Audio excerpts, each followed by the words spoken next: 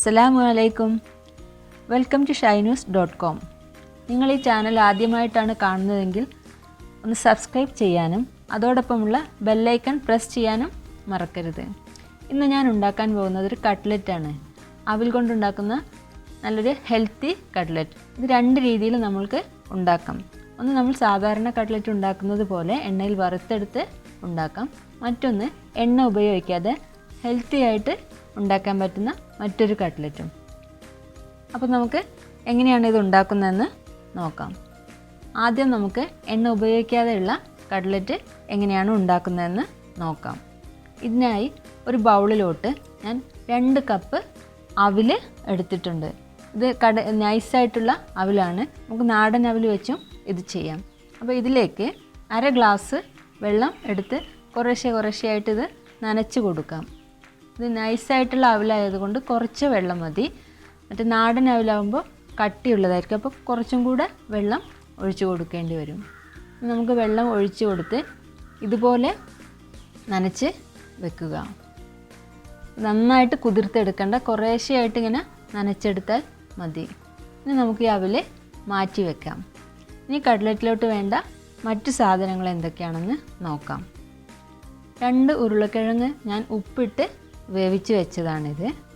ഇതിലേക്ക് ഒരു മീഡിയം സൈസുള്ള 2 സവാള പൊടിയായി അരിഞ്ഞത്, 1 ടീസ്പൂൺ ഇഞ്ചി വെളുത്തുള്ളി ചതച്ചത്, 2 പച്ചമുളക് പൊടിയായി അരിഞ്ഞത്. ഇത്രയുമാണ് ഇതിലേക്ക് വഴറ്റാൻ ആവശ്യമുള്ള സാധനങ്ങൾ. അപ്പോൾ നമ്മളൊരു ബൗളെടുത്ത് അതിലേക്ക് ഉരുളക്കിഴങ്ങിട്ട് നമുക്ക് നന്നായിട്ട് പൊടിച്ച് വെക്കാം. ഇനി നമുക്കിതിൻ്റെ മസാലയ്ക്ക് വേണ്ടി വഴറ്റിയെടുക്കാം. അതിനായി ഒരു പാത്രം സ്റ്റൗവിൽ വെച്ച് എണ്ണ ഒഴിച്ച് ചൂടാകുമ്പോൾ നമുക്ക് സവാള ഇട്ട് നന്നായി വഴറ്റിയതിന് ശേഷം അതിലേക്ക് ഇഞ്ചി വെളുത്തുള്ളി പേസ്റ്റ് ചേർത്ത് കൊടുക്കുക. അതിൻ്റെ കൂടെ തന്നെ പച്ചമുളകും ചേർത്ത് നന്നായിട്ട് വഴറ്റിയെടുക്കുക. ഇതിലേക്ക് 1 ടീസ്പൂൺ മുളക് പൊടി, 1 ടീസ്പൂൺ മല്ലിപ്പൊടി, 1/4 ടീസ്പൂൺ മഞ്ഞൾപ്പൊടി, 1/4 ടീസ്പൂൺ കുരുമുളക് പൊടി, 1/4 ടീസ്പൂൺ ഗരം മസാല, ആവശ്യത്തിനുള്ള ഉപ്പ് നമ്മൾ കുറച്ച് ചേർത്താൽ മതി. കാരണം ഉരുളക്കിഴങ്ങിൽ ഉപ്പിട്ട് വേവിച്ചത് കാരണം ആവശ്യത്തിനുള്ള ഉപ്പ് ഇട്ട് കൊടുത്താൽ മതി. ഇതെല്ലാം കൂടെ ചേർത്ത് നന്നായിട്ട് മിക്സ് ചെയ്ത് വഴറ്റിയെടുക്കുക. നന്നായിട്ടൊന്ന് വഴറ്റിയെടുക്കുക. ഇതിലേക്ക് കുറച്ച് മല്ലിയില അരിഞ്ഞത് കൂടെ ചേർക്കുന്നുണ്ട്. ഈ കൂട്ട് നമ്മൾക്ക് ഉരുളക്കിഴങ്ങ് പൊടിച്ചതിലോട്ട് ചേർത്ത് നന്നായിട്ട് മിക്സ് ചെയ്തെടുക്കണം. ഇനി നമ്മളിത് ഉരുളക്കിഴങ്ങും ഈ മസാലയും നന്നായിട്ട് മിക്സ് ചെയ്ത് എടുക്കണം.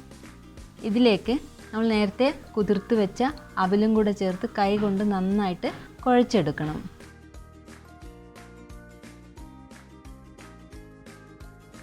ഇതിലേക്ക് ഉപ്പ് നോക്കിയിട്ട് ആവശ്യമുണ്ടെങ്കിൽ ഉപ്പ് ചേർത്ത് കൊടുക്കുക.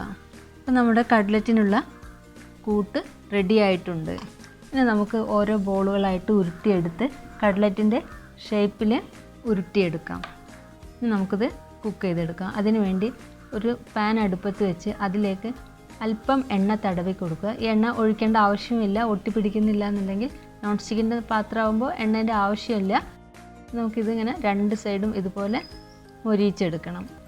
അധികം വെന്ത് പോവേണ്ട ആവശ്യമില്ല. ഇതിനകത്തുള്ള എല്ലാ മസാലകളും വെന്ത് സാധനങ്ങളായതുകൊണ്ട് തന്നെ കുറേ നേരം വേവിക്കേണ്ട ആവശ്യമില്ല.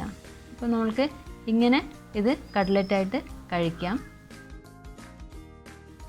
അല്ലാതെ നമ്മൾ സാധാരണ ഉണ്ടാക്കുന്നത് പോലെ നമുക്ക് പൊരിച്ചെടുത്തും കട്ട്ലറ്റ് ഉണ്ടാക്കാം. അതിന് ബ്രെഡ് ക്രംസിൻ്റെ ആവശ്യമില്ല. ബ്രെഡ് ക്രംസിന് പകരം ഞാനിവിടെ ഒരു പാത്രം സ്റ്റൗവിൽ വെച്ച് അതിലേക്ക് 1 കപ്പ് അവിലെടുത്ത് വറുത്തെടുക്കുന്നുണ്ട്.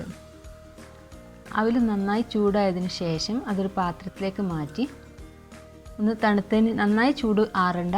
നമുക്ക് കൈകൊണ്ട് പൊടിക്കാൻ പാകത്തിനുള്ള ചൂടാകുമ്പോൾ നന്നായിട്ടൊന്ന് ക്രഷ് ചെയ്ത് കൊടുക്കണം. നമ്മൾ കൈകൊണ്ട് തന്നെ മിക്സിയിലിട്ട് അടിക്കണ്ട. കൈകൊണ്ട് നന്നായിട്ടത് ക്രഷ് ചെയ്ത് മാറ്റി വെക്കുക. ഇനി ഒരു പാത്രത്തിലേക്ക് ഒരു മുട്ട എടുത്ത് നന്നായിട്ട് അടിക്കണം.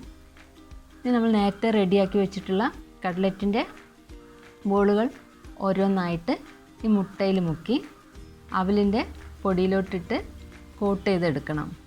അപ്പോൾ നമ്മൾ ബ്രെഡ് ക്രംസിന് പകരം അവിൽ പൊടിച്ചതിലിട്ടാണ് ഇത് കോട്ട് ചെയ്തിരിക്കുന്നത്. ഇനി നമുക്ക് കട്ട്ലറ്റ് ഉണ്ടാക്കുന്നത് പോലെ ഇത് പാനിൽ എണ്ണയൊഴിച്ച് വറുത്തെടുക്കാം.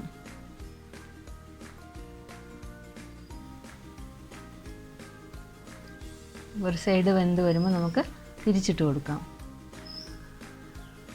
ഇതും അധികം എണ്ണയിൽ കിടന്ന് വേവേണ്ട ആവശ്യമില്ല. ഉരുളക്കിഴങ്ങും ഉള്ളിയും എല്ലാം വെന്ത സാധനങ്ങളാണ്. അതുകൊണ്ട് തന്നെ ഒന്ന് അവിലൊന്ന് ക്രിസ്പി ആകുമ്പോൾ നമുക്ക് എടുത്ത് പാത്രത്തിലേക്ക് മാറ്റാം.